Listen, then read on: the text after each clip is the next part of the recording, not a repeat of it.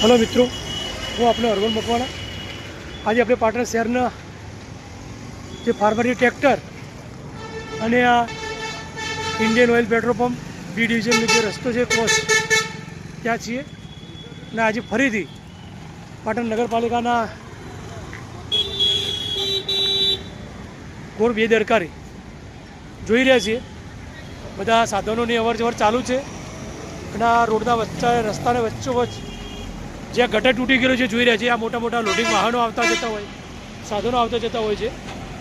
તો ખરેખર પાટણ નગરપાલિકાને આ ઢાંકણા વારંવાર તૂટી જાય છે,